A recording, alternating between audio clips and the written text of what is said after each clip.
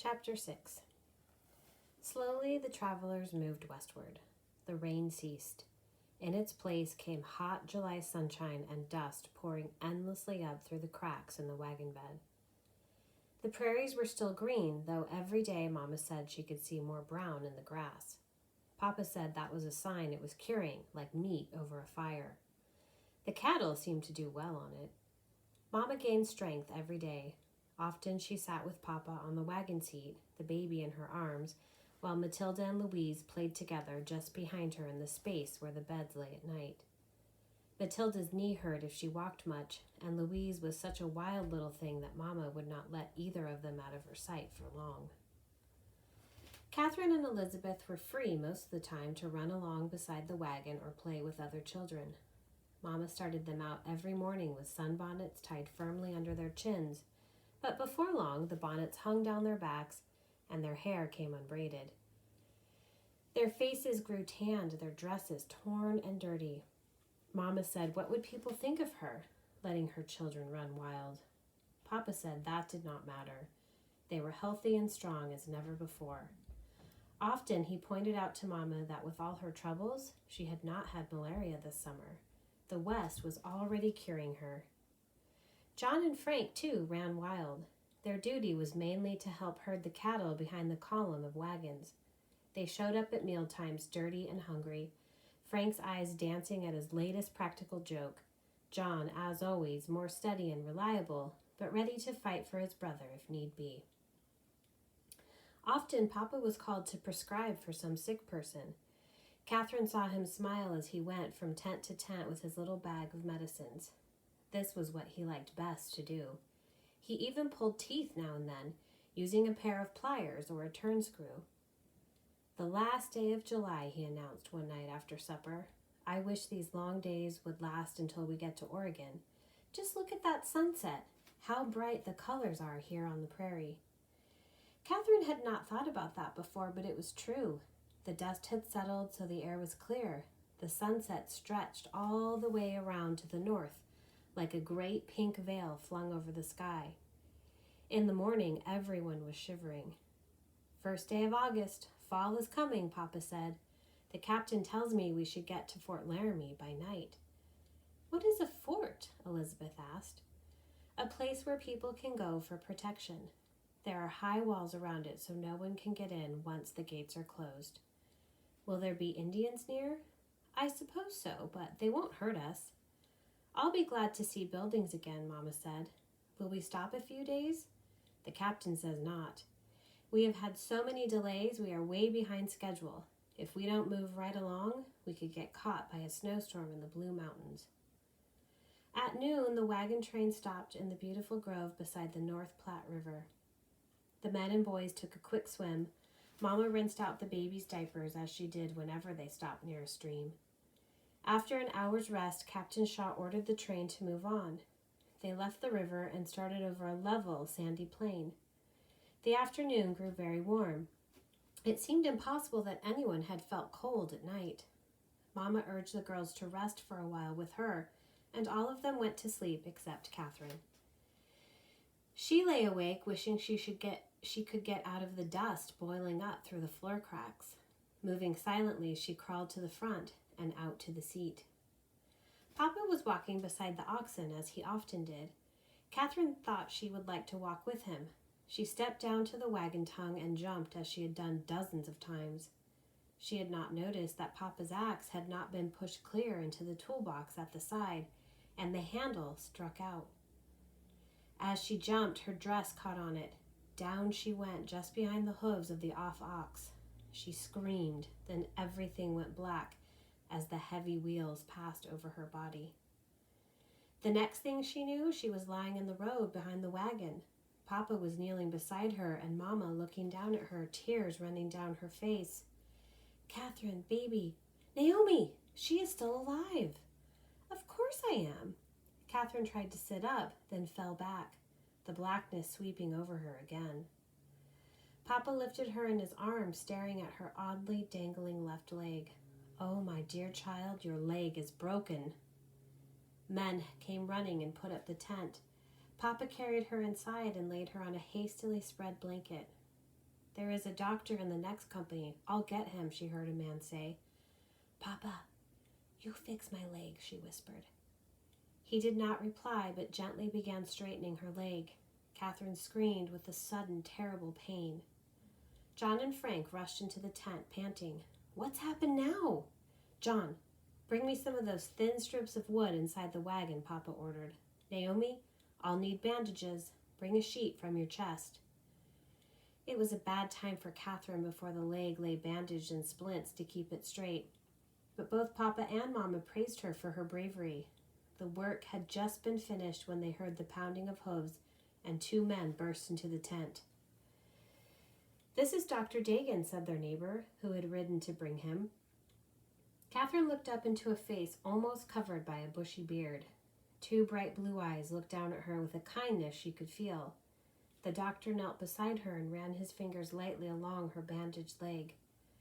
Just as good as I could do mine own self, he said, in a thick German accent. Elizabeth and Matilda, who had crept into the tent behind him, began to giggle at his strange way of speaking, and Mama hustled them outside. Papa and the doctor talked in low tones.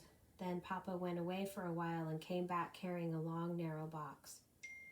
Now then, Catherine, I've made something to carry your leg in till it's well, he said cheerfully. Mama has padded the inside, and we'll lay your leg in it so the jolting won't hurt so much. Dr. Dagan, let's see if we can get her into the wagon. We've moved things around so there is more room for beds. Someone brought a canvas stretcher and slid it under Catherine's small body as Papa lifted her. They carried her to the wagon and placed her in a space they had cleared at the other end from Mama's bed. That feels better, she whispered, trying to smile as Papa slipped the padded box under her leg. Henry, we don't have to go on today, do we? Mama begged. I'll ask Captain Shaw. When he returned, Catherine heard him talking to Mama outside the wagon. I'm sorry, Naomi. We have only a few hours of travel to reach Fort Laramie. The captain says we must go on. He was seized with a fit of coughing. Your cold is worse. Don't bother about me. I'll be all right.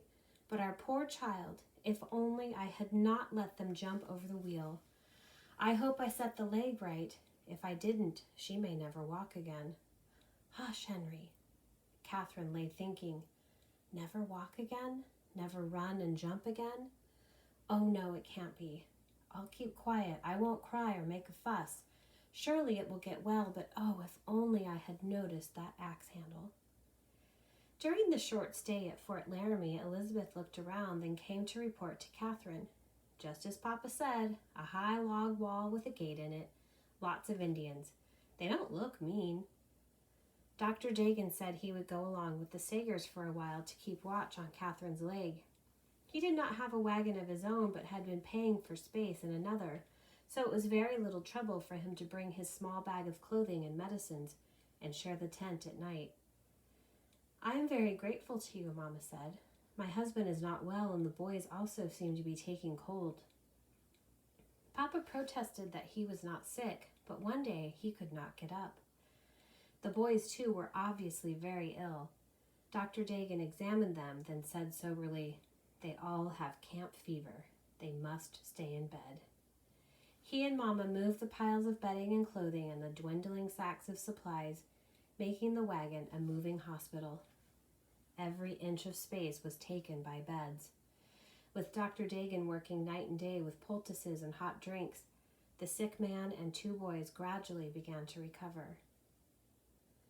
For some time, the whole wagon train had been short of supplies, especially meat, and many people wished they had not wasted so much back in buffalo country. It seemed almost unbelievable then, when suddenly, one afternoon, a few of the huge animals came galloping clumsily over the prairie. Papa heard the shouts of "Buffalo!" and sprang from his bed. Henry, you must not go. You aren't strong enough, Mama protested. Dr. Dagan shouted in German, something Catherine knew must be the same warning. Papa only said, We need meat, grabbed his gun, and jumped from the wagon. Hours later, he dragged himself back, exhausted and dripping with sweat. He was burning with fever, and Catherine, lying next to him, knew he was terribly sick again. The doctor did all he could, but this time his remedies did not help. Every day Papa grew weaker until Catherine thought she could not stand to hear him groan and feel his body shake with chills. Finally, out of his mind with fever, he began raving about his farm in Missouri. One evening after the train had made camp, Captain Shaw came. "How are you feeling, Mr. Sager?" "I am dying." "Don't say that, man. You'll pull through." Papa's voice was very weak. "Captain Shaw, I have heard about that missionary, Dr. Marcus Whitman, and how people can stay at his place over the winter if they need to. Will you take my wife and children there? Naomi is still weak, and this little one here will be crippled for a long time." "Of course I will, Mr. Sager, if you aren't up and around by the time we get there. But don't give up hope." Throughout the night after Captain Shaw's visit, Mama sat by Papa's side, keeping cool cloths on his forehead, but his fever ran so high that Catherine could feel the heat of it through the blankets. Toward the morning, she fell asleep, and when she awakened, Mama was pulling a sheet over Papa's face. "Is he better, Mama?" Mama had a wild look in her eyes. She hardly seemed to know what she was saying. "Oh, Henry, if only we had stayed in Missouri." They had camped that night on the banks of the Green River. "A beautiful place," Elizabeth told Catherine. Captain Shaw ordered some of the men to cut down one of the cottonwood trees along the bank. They split it and hollowed out the pieces to make a coffin for Papa, and a minister traveling with them read the funeral service. Catherine could hear most of it from her bed. "Don't cry, Katie," said Elizabeth, who had stayed with her. "Papa would like to be in such a lovely place, under the trees." "I wish I could see it," Catherine replied. "Write it in the Bible that he died on the 28th of August." After Elizabeth had gone, she could no longer keep from crying. "Oh, Papa, Papa," she sobbed. Then it seemed as if he spoke to her. "Be brave. Set a good example for the others." She did not want to be brave, but she had promised, so she wiped her eyes.